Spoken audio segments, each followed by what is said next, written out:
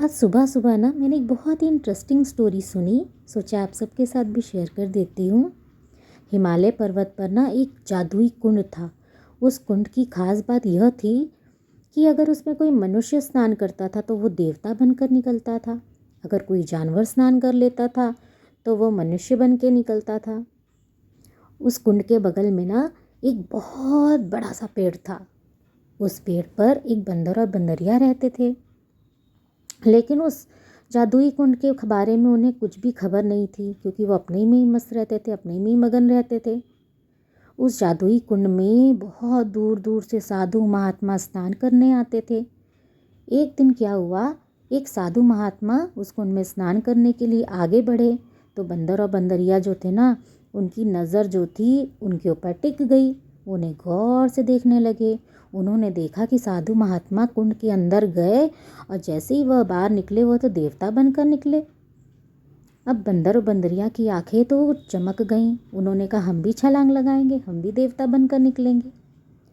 जैसे ही उन्होंने छलांग लगाई और वो बाहर निकले तो उन्होंने देखा वो बहुत ही खूबसूरत से मनुष्य में बदल चुके थे।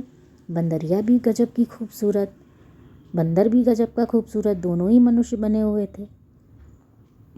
लेकिन बंदर जो था वो खुश नहीं था। उसने कहा हमें भी देवता बनना है, मैं फिर से स्नान करूंगा। बंदरिया ने बहुत मना किया कि अरे हम लोग इतने अच्छे बंदर बंदरिया से मनुष्य बन गए हैं, लड़का और लड़की बन गए हैं, अब छोड़ो, अब क्या ज़रूरत है, इसमें भी खुशी है। लेकिन बंदर नहीं माना। उसने कहा हमें तो देवता ही बनना है।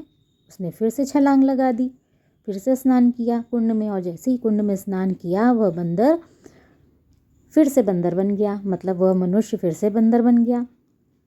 अब वो देख कर रोने लगा, परेशान होने लगा, चीखने लगा। उसने कहा मैं फिर से स्नान करके देखता हूँ, शायद मैं फिर से मनुष्य बन जाऊँ या देवता ही बन जाऊँ। उसने फिर से स्नान किया, फिर से स्नान किया, लेकिन किसी भी बार वह मनुष्य या देवता में परिवर्तित नहीं हुआ। वो बंदर का बंदर ही रहा। बंदरिया उसे देख के बहुत दुखी हुई, बहुत दुखी हुई, लेकिन अब क्या कर सकते थे, लालच बुरी बला है।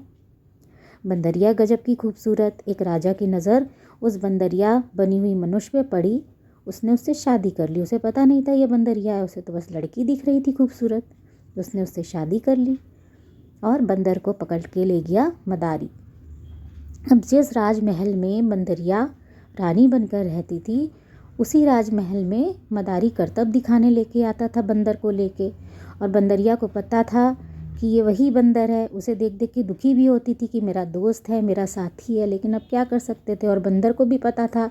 अब वो रोते रोते वहाँ करतब दिखाता था, मन ही मन घुटता था कि मुझे लालच नहीं करनी चाहिए थी, लेकिन अब क्या कर सकते थे। इसीलिए कहते हैं कि लालच एक विष के समान होता है। लालच कभी नहीं करना चाहिए, चाहे वो प्रेम में हो, चाहे वो पैसे बचाने के लिए हो, चाहे वो अति करके खाना खाने के लिए हो।